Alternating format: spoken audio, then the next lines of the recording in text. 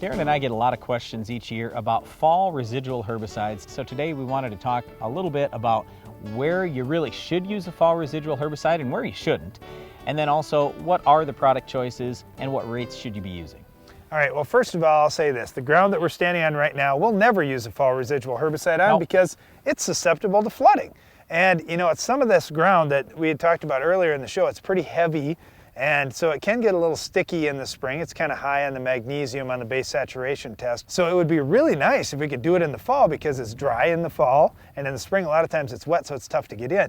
But the downside is if it could ever flood, you don't want to put that herbicide out because we don't want to take a chance. Number one, environmentally speaking, we don't want to take a chance that any of that herbicide could wash into the river.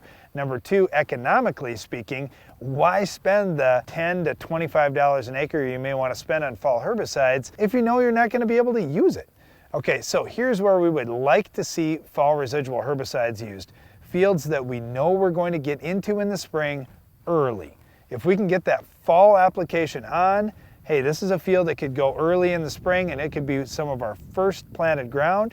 That's where we're going to try and target fall residual herbicides. In addition to that, I would look at winter crops. So whether it's winter wheat or winter canola or something like that, any winter crop, you'd like to put your residual herbicide down in the fall. And then any fields that you probably have more weeds than you would like. Let's just put it that way. So if I've got a real weed problem, I definitely don't want to get any weeds started and have some weeds going to seed.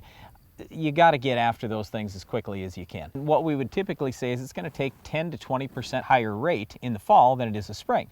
Well, if you're already using the maximum label rate in the spring, you can't go any higher for fall. But let's say I'm using an 80% rate in the spring. If I used a 100% rate, and I know it costs a little bit more, but if you get the work done in the fall, maybe it's worth it for you. And then maybe it turns out just fine. So I don't think I'd be real concerned about that as long as I spray late in the fall. That's the other big thing that I would point out. So Darren already mentioned you want to get to and spray fields that you're going to plant early in the spring so you can get that crop canopy and get the weed control in the spring, but also you want to wait and let the ground get cold in the fall so you don't have a bunch of weeds that are going to use up that fall residual herbicide. Well, that works as long as you don't have a whole bunch of winter annuals that you're also trying to kill with a burn down aspect of this fall herbicide application. But maybe in some cases, if you've got those winter annuals, that's where you'd mix a Banville or 2,4-D along with your fall residual herbicide.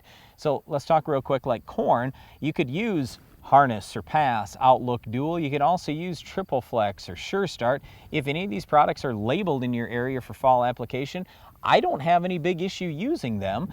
Again, as long as we've met the other criteria where we know we're going to plant it, not going to flood out, that type of thing. And make sure you use the full rate. Okay, well, Triple Flex, Sure Start, yes, you're going to get some burn down activity with those. The other ones you aren't. It's just residual control. So it's really just working on seeds that are going to germinate and pop up next spring.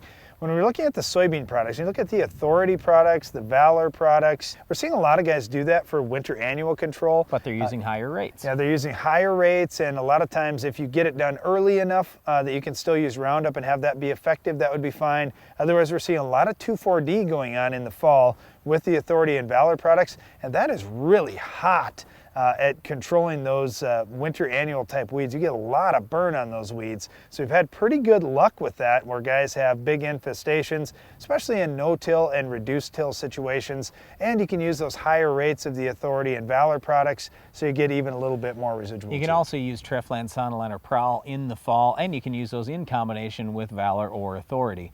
Turning to wheat, we just really suggest here, use a pre-emerge herbicide. So if it's spring wheat, use a pre-emerge herbicide either in the spring or fall. If it's winter wheat, absolutely use a pre-emerge herbicide in the fall. You'll get a lot better weed control. We see wheat fields all over the country that get hurt because they don't get weed control early enough. Wheat is real similar to corn. If you have weeds in there early, it hurts yield pretty bad, especially with a lot of the grasses. So we talk about things like Prepare, for example, maybe Sharpen if you had a broadleaf issue. Otherwise, we're looking at Olympus, Maverick, Outrider, or PowerFlex.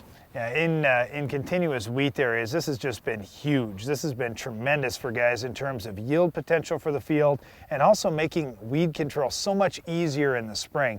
These grasses that germinate in the fall, whether it's jointed goat grass, any of the cheatgrass or brome species, I mean, they are really difficult weeds to control when we get to spring because they've got a big root system already. Chances are they've already tillered out. they're going to be almost impossible to completely control. But we can do an awesome job on them in the fall if we get things done on time. Well, once again, fall residual herbicides certainly can be used. Just make sure you're using them in areas that aren't going to flood out. You're going to get them planted real early in the spring. You know exactly what crop you're going to be planting, and then make sure you're using full rates in the fall, because it will take a little bit higher rate in the fall than in the spring. Now, one of those weeds that we may be after in the fall is our weed of the week. We'll show you how to stop it coming up next.